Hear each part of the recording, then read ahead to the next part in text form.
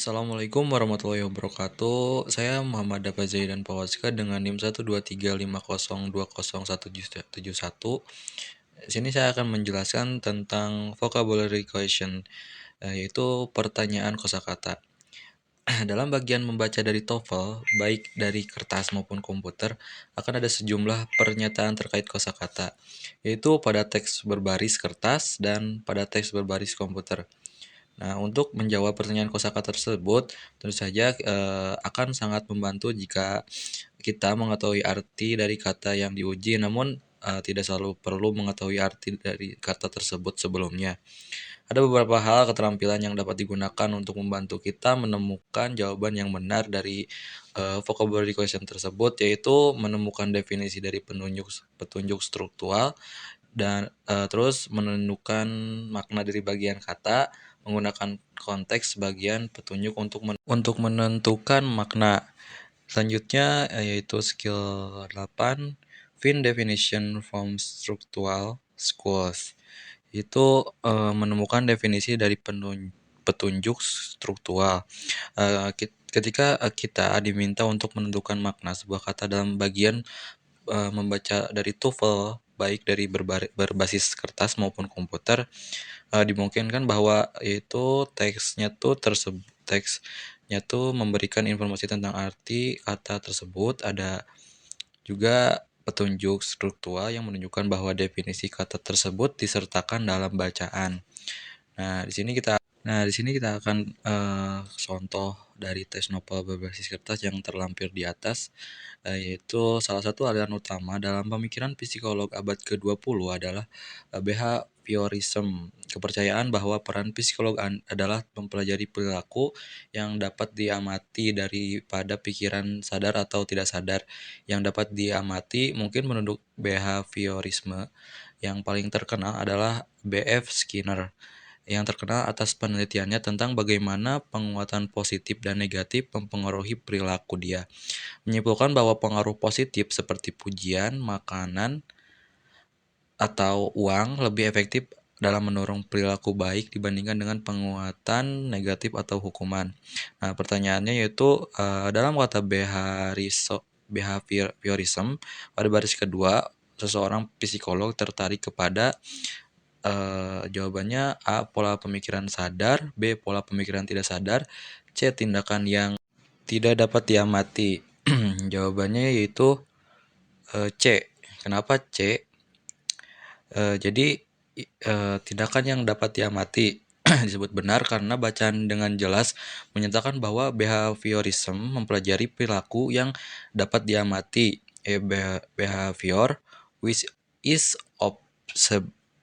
observable. Frasa ini langsung memberikan definisi behaviorism dalam konteks pembacaan.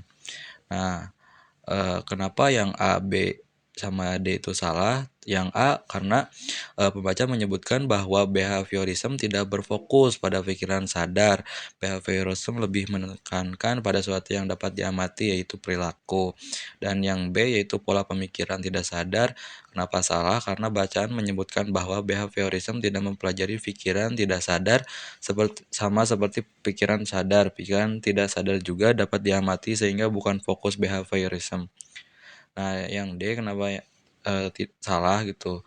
Tindakan yang tidak dapat diamati karena bacaan menyatakan bahwa tindakan atau pikiran yang tidak dapat diamati seperti pikiran sadar atau tidak sadar, bukan fokus dari behaviorism. Baik, selanjutnya yaitu TOEFL Acquires Essay 1, Question 1 and 4. Teks ini membahas asal-usul boneka teddy bear. Boneka ini dipahami oleh Presiden Amerika Serikat Theodore Roosevelt, dijuluki Teddy, yang dikenal sebagai sosok aktif dengan berbagai kegiatan termasuk berburu. Suatu hari saat berburu, Roosevelt menolak menembak seekor beruang yang sudah diikat karena ia merasa itu tidak adil. Insiden ini menarik perhatian publik sehingga seorang kartunis Seaford K. Berryman menggambarkan situasi ini dalam sebuah kartun di Winston Post, kartun tersebut menjadi terkenal dan perusahaan mainan mulai memproduksi boneka yang diberi nama teddy bear, yang kemudian menjadi simbol terkenal kepresidenan Rose Velvet. Dan kita akan bahas contoh soalnya, yaitu yang pertama ada according to line of the passage, what is a teddy bear, yang dalam bahasa Indonesia yaitu menurut baris pertama dari bacaan apa itu teddy bear. Nah, jawabannya itu disimpulkan yaitu D, yaitu mainan. Kenapa? Dalam baris pertama disebutkan bahwa teddy bear adalah mainan anak-anak, yaitu boneka lembut berbentuk bintang yang cocok untuk dipeluk. Nah, yang jawaban yang salah ya seperti A, binatang buas, tidak benar, karena meskipun terinspirasi dari beruang, teddy bear adalah boneka mainan. Nah, terus yang B itu tidak benar. Meskipun dijuluki Teddy, Rose Velvet adalah inspirasi untuk boneka, bukan boneka untuk sendiri. Nah, yang C tidak benar ya. Pemburu terkenal. Teddy bear bukan pemburu terkenal, melainkan boneka yang diberi nama berdasarkan pemburu terkenal Rose Velvet. Nah, ada pertanyaan kedua, yaitu look at the word past tense in paragraph 2. This word could best be reflected by. Yang diartikan, lihat kata past tense di paragraf kedua. Kata ini paling tepat digantikan dengan jawabannya yaitu D, kegiatan santai. Kenapa?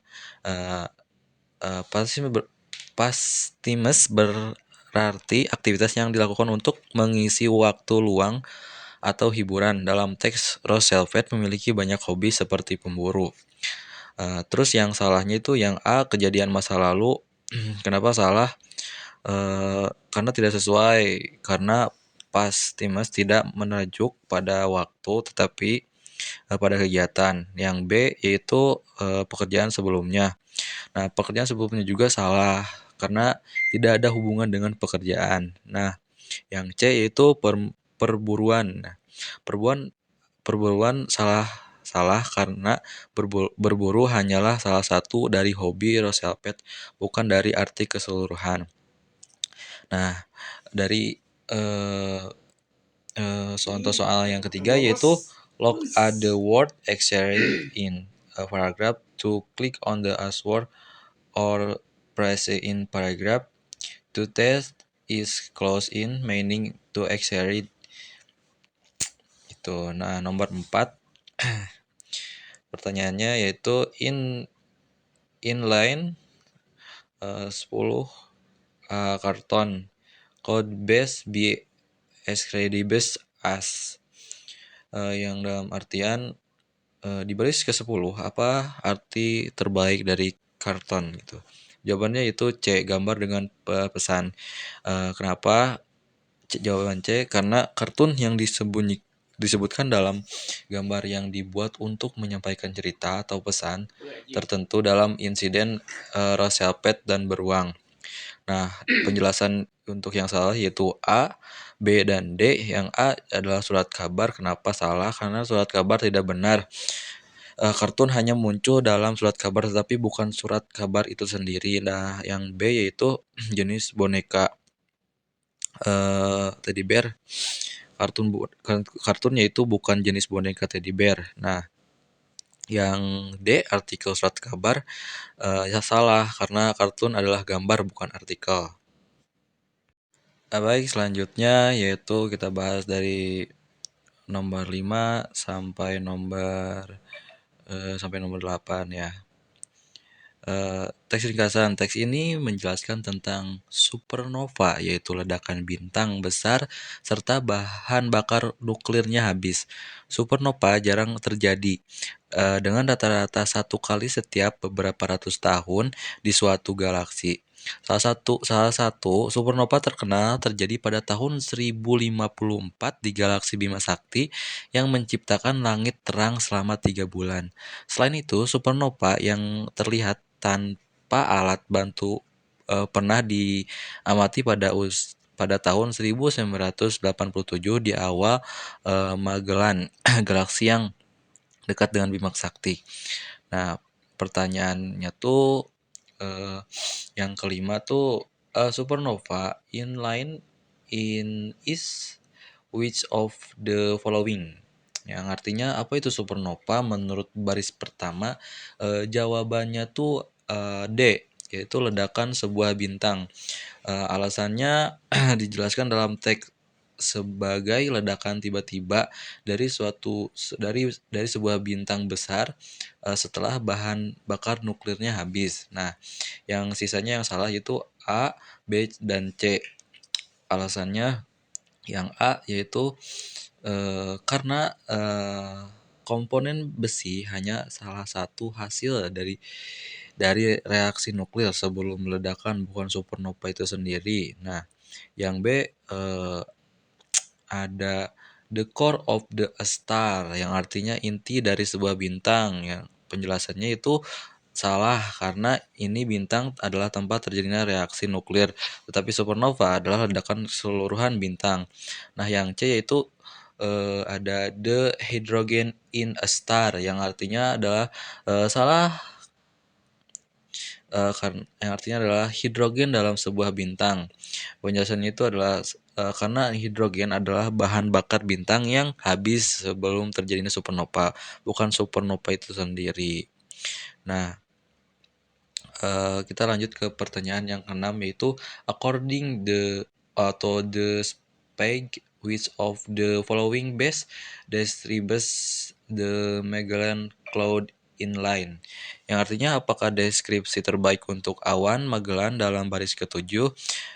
Pilihannya tuh ada 4 A, B, C, dan D, yaitu galaksi di Bima Sakti, awan yang terdiri dari hidrogen, sebuah galaksi terdekat galaksi bumi, sebuah awan di langit di atas bumi. Jawabannya itu adalah C. Kalau di sini jawabannya adalah A, galaksi near Earth S galaksi, itu C. Penjelasannya itu yaitu menyebutkan bahwa awan Magellan adalah galaksi yang dekat dengan Bima Sakti, tempat galaksi bumi berada gitu guys ya. Salah satu opsi lainnya yang A, B, dan D, yaitu yang A salah karena awan Magellan bukan bagian dari Bima Sakti tetapi galaksi terpisah. Nah, yang B penjelasannya tuh karena awan Magellan bukan awan hidrogen melainkan galaksi. Nah, yang D yaitu a cloud in the sky above the earth. Yang diartikan adalah sebuah awan di langit di atas bumi. Penjelasannya itu ya karena awan Magellan tidak berada di atmosfer bumi melainkan di luar angkasa. Baik, kita lanjut ke nomor 7 yang dimana nomor 7 look at the expression milk why in the paragraph 2 the milk why is. Jawabannya tuh ada bagian dari bumi, sebuah galaksi B, sebuah galaksi dekat dengan bumi, C, sebuah galaksi tempat bumi berada, D, sebuah awan berawan krem di langit. Jawabnya itu ya C, the galaxy the is home to Earth, atau sebuah galaksi tempat di bumi berada. Penjelasannya itu teks menyebutkan bahwa Milky Way Bima Sakti adalah galaksi yang mencakup bumi. Salah satu opsi lainnya ya yang salah itu A, B, dan D, yaitu yang A penjelasannya itu karena Milky Way bukan sebagian dari bumi. Bumi hanyalah salah satu planet di dalam galaksi ini. Dan yang B itu salah karena Milky Way bukan galaksi yang berdekatan dengan bumi. Galaksi ini adalah tempat bumi berada. Dan yang D salah karena Milky Way bukan awan melainkan galaksi besar yang berisi miliaran bintang. Nah, oke, lanjut ke pertanyaan yang ke-8 yaitu click on the word in paragraph 2 that is caused in the meaning to unusual occurrence. Yang dalam artikan bisa kata ya di paragraf kedua yang artinya mirip dengan kejadian luar biasa. Jawabannya tuh unusual. Benar kata unusual. Tidak bisa yang secara langsung cocok dengan frasa kejadian luar biasa. Baik, selanjutnya yaitu skill 9 determine meanings from word parts. Merupakan TOEFL bagian membaca reading. Fokus dari soal ini adalah untuk menentukan artikel berdasarkan bagian-bagian pembentukan kata, determine meaning from word parts. Perlu dianalisis adalah fidili yang terletak di baris ke-6. Kata ini digunakan untuk menggambarkan bagaimana Ringlander menciptakan suasana dan bahasa kelas menengah bawah dalam ceritanya. Analisis fidili. Kata fidili berasal dari kata fidid yang berarti hidup atau nyata, lively, live like, atau full on detail. Akhiran li menunjukkan bahwa kata ini adalah sebuah adverb kata keterangan yang menggambarkan secara sesuatu dilakukan. Dan dengan demikian, fidili berarti dengan cara yang hidup atau nyata. Dalam teks dijelaskan bahwa Leather menciptakan bahasa dan suasana kelas menengah bawah secara detail, bahkan menggunakan kesalahan tata bahasa dan kosakata yang salah untuk menggambarkan realitas kelas tersebut. Ini menunjukkan bahwa ia menggambarkan dengan cara yang hidup dan nyata. Terus ada questionnya tuh contoh soal ya. The word fidelity in line seek in, closet in meaning to. Nah, jawabannya tuh yaitu C, yaitu in a life like way. Nah, yang salahnya tuh yang A, B, dan D. Penjelasannya tuh adalah dengan cara berbudaya salah karena video tidak ada kaitannya dengan budaya atau keanggunan. Nah, yang B itu in a correct way, dengan cara yang benar, salah juga karena meskipun ada deskripsi tentang kesalahan tata bahasa, Fideli lebih menekankan pada detail dan kehidupan bukan ketempatan. Nah, yang C itu in a life like wide, dengan cara yang hidup atau nyata itu benar karena Fideli menggambarkan suatu yang buat secara detail dan realistis sesuai dengan makna yang kata dasarnya. Nah, yang D itu salah. Penjelasannya itu adalah in a brief way, dengan cara yang singkat. Salah karena Fideli mengacu pada detail yang kaya bukan pada singkatannya deskripsi. Baik, selanjutnya skill 10 us connect to determine meanings of difficult words. Itu ini berfokus pada penggangguan konteks untuk menentukan arti kata sulit. Kata yang harus dianalisis adalah incumblement yang muncul di baris pertama teks. Berdasarkan teks, incumblement memiliki keuntungan dalam pemilu dibandingkan pendatang baru. Dalam teks ada penjelasan bahwa a person who is already in office memiliki peluang lebih besar untuk terpilih kembali dibandingkan seseorang yang tidak dikenal oleh pemilih. Frasa ini memberikan petunjuk bahwa incumbent adalah seseorang yang sudah menjabat di posisi tersebut. Kalimat terakhir juga menyebutkan bahwa sejarah menunjukkan kecenderungan pemilih untuk memiliki incumbent. Ini menguatkan bahwa incumbent adalah seorang yang sangat ini memegang jabatan. Nah, questionnya tuh in incumbent in line one is most likely. Jawabannya yaitu D. Kenapa D? Ya, jawabannya adalah A, current office holder, pejabat saat ini. Itu disebut benar karena sesuai dengan penjelasan konteks dalam teks bahwa incumbent adalah seorang yang sudah berada di jabatan tertentu. Nah, yang salahnya tuh yang C, B, dan A. Yang A itu a special type of election, jenis pemilu khusus. Salah karena teks tidak menyebutkan jenis pemilu tertentu, tetapi berbicara tentang seseorang yang sedang menjabat. Dan juga yang B yaitu a political party, partai politik, juga salah karena instrumen mengacu pada individu bukan kelompok atau partai.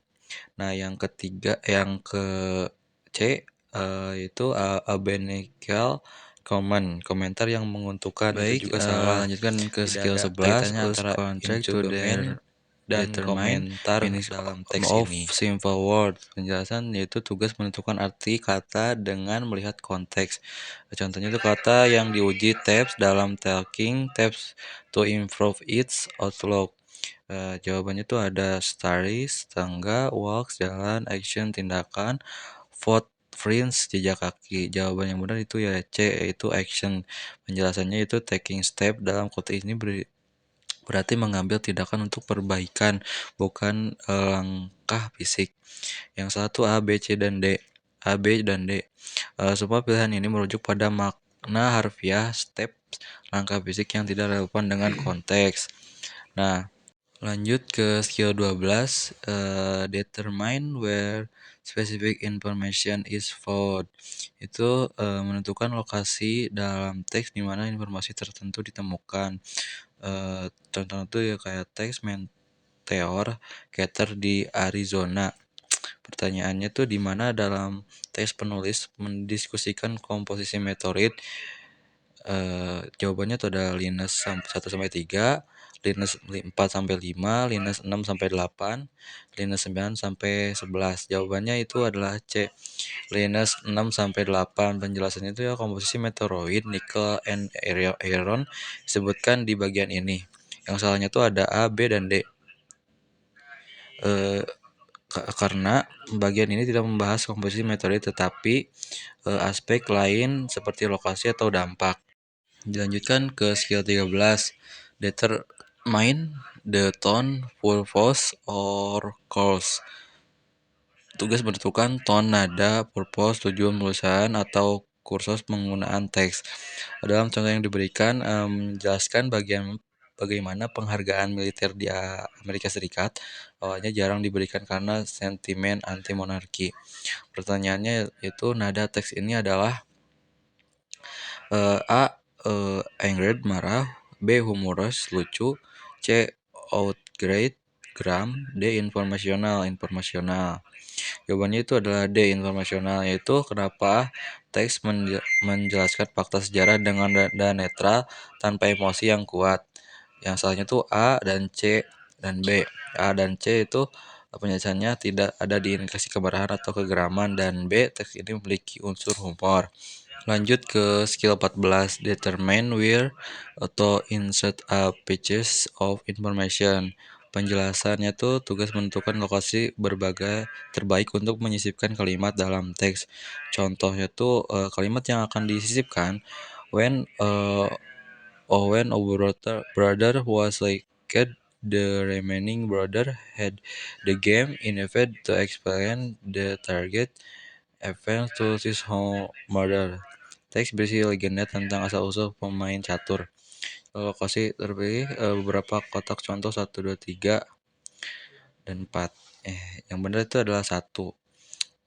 Sebelum resipi to Royal Brother. Penjelasan kalimatnya tuh kalimat tersebut menyebut one brother and remaining brother yang berhubungan langsung dengan konteks dua saudara yang dijelaskan secara kotak. Yang satu lokasi lain tidak relevan karena tidak membahas saudara yang disebut dalam kalimat tersebut.